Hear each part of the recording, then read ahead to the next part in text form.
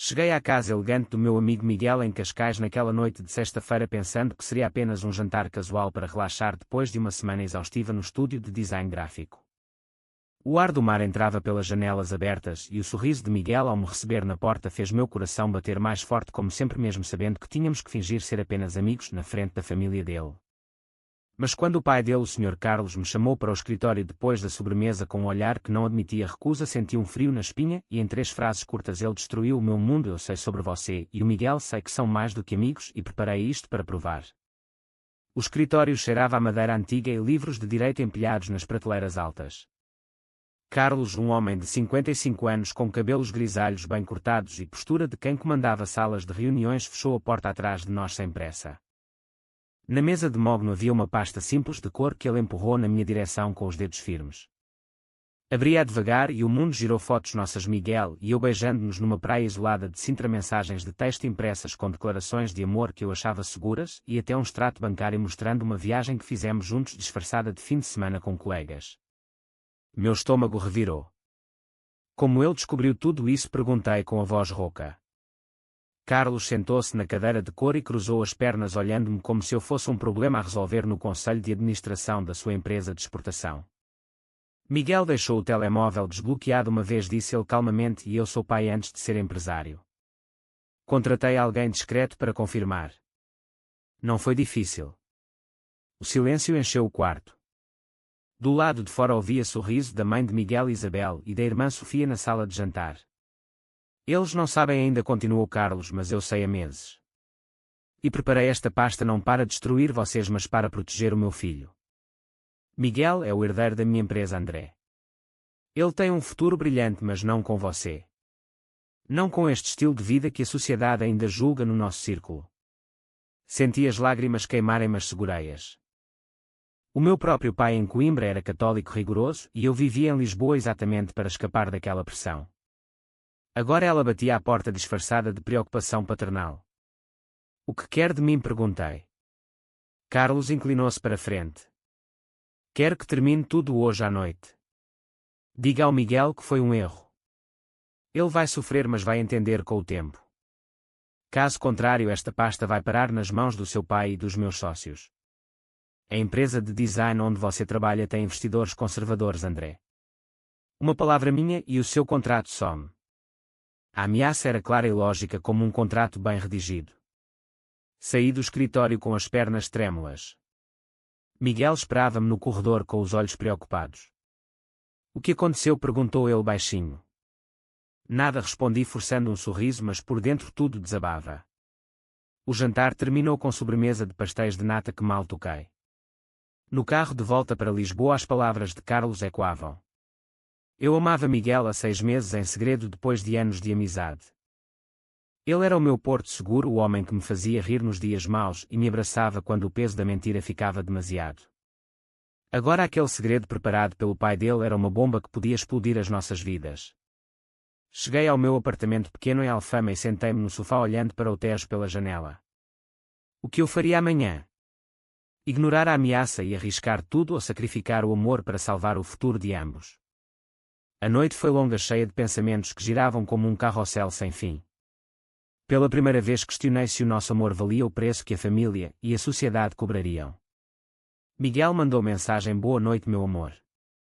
Respondi com um emoji de coração, mas o peito doía. O choque inicial dava lugar ao medo real e profundo. Na manhã seguinte o sol entrava forte pelas cortinas finas do meu apartamento, mas eu continuava na mesma posição no sofá. O telemóvel vibrava com chamadas perdidas de Miguel. Atendi na terceira. Precisamos falar, disse ele com a voz tensa. Encontramo-nos no nosso café habitual perto da Praça do Comércio. Ele chegou primeiro, o cabelo despenteado pelo vento do rio e os olhos vermelhos de quem não dormira. Sentei-me e contei tudo: a pasta, as ameaças, a revelação que o pai dele sabia há meses. Miguel empalideceu. Ele não me disse nada, murmurou olhando para o café intocado.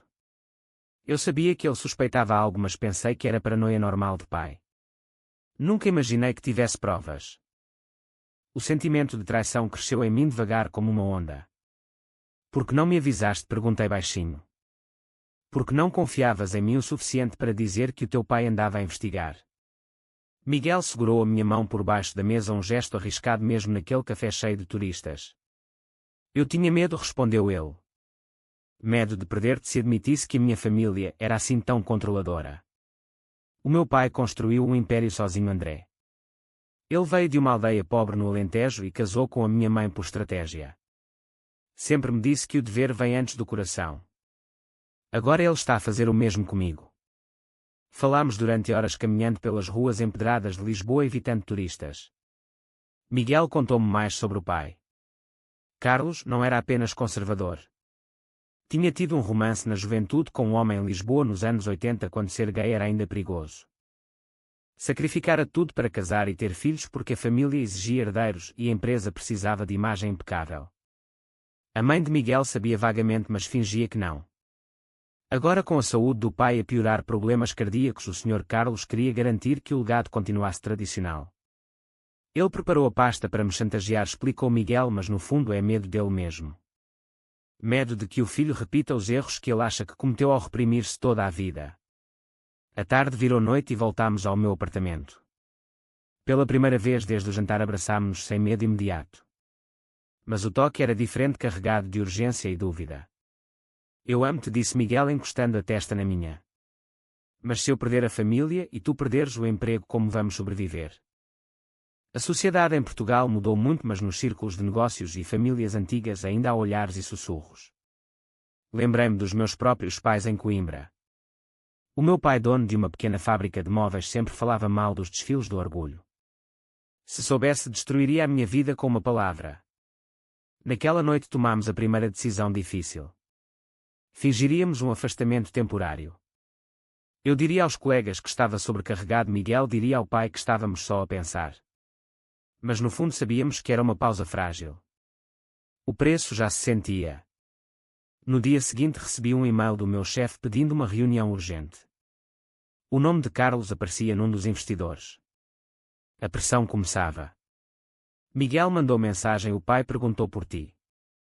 Respondi com um simples ok, mas o peito apertava. O conflito interno crescia. Era certo sacrificar o amor para proteger as famílias ou era fraqueza? Miguel enfrentava o mesmo. Vimo-nos uma última vez essa semana num parque escondido em Monsanto. O beijo foi longo, mas sabia a despedida. Voltei para casa e chorei pela primeira vez em anos. A revelação do pai de Miguel não era só sobre nós. Era sobre gerações de segredos escondidos, de escolhas que moldavam vidas inteiras. E eu estava no meio de tudo isso, forçado a decidir o meu lugar. As semanas seguintes transformaram-se num jogo de sombras.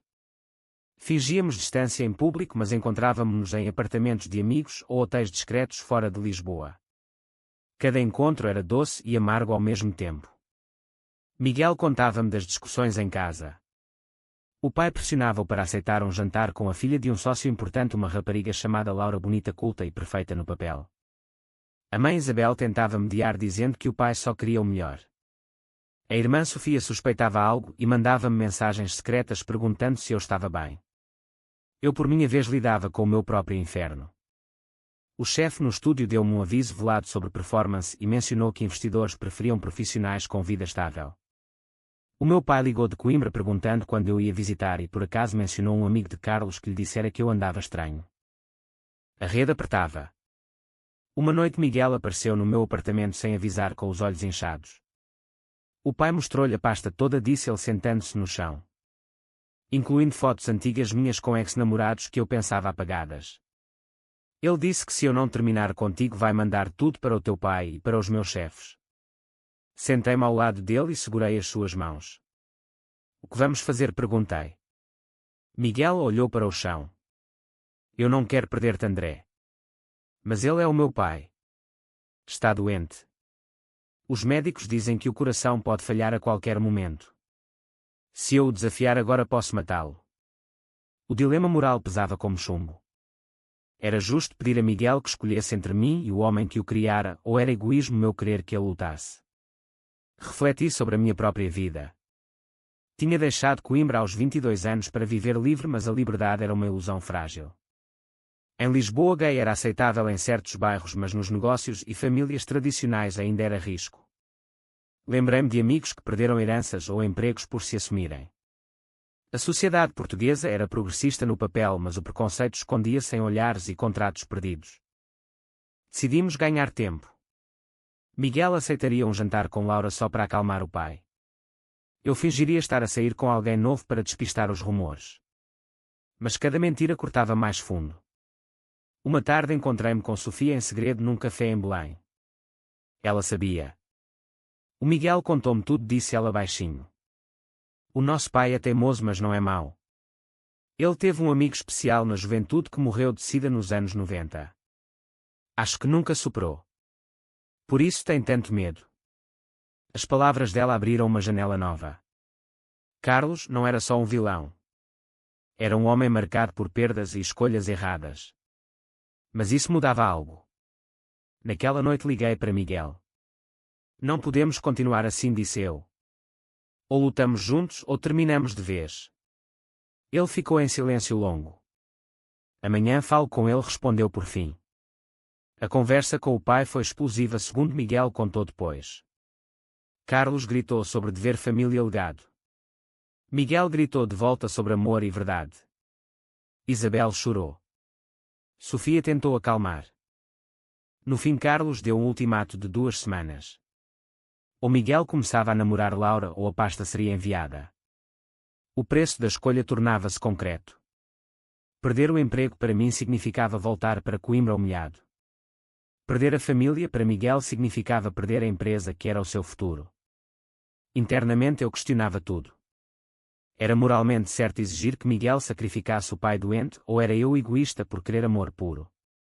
O conflito interno consumia-me noites inteiras. O ultimato expirava numa terça-feira chuvosa de novembro. Miguel e eu encontrámo-nos no mirador da Senhora do Monte com vista para a cidade molhada. Ele parecia mais magro, o rosto marcado por noites sem dormir. Aceitei sair com a Laura 3 vezes, disse ele sem olhar para mim. O pai ficou mais calmo, mas continuou a pressionar. E tu? Contei-lhe da reunião com o meu chefe. Tinha-me oferecido uma promoção, mas com a condição implícita de vida estável familiar. O código para casar e ter filhos. A traição veio de onde menos esperava. O meu colega mais próximo no estúdio deixou escapar que Carlos ligara para o dono da empresa.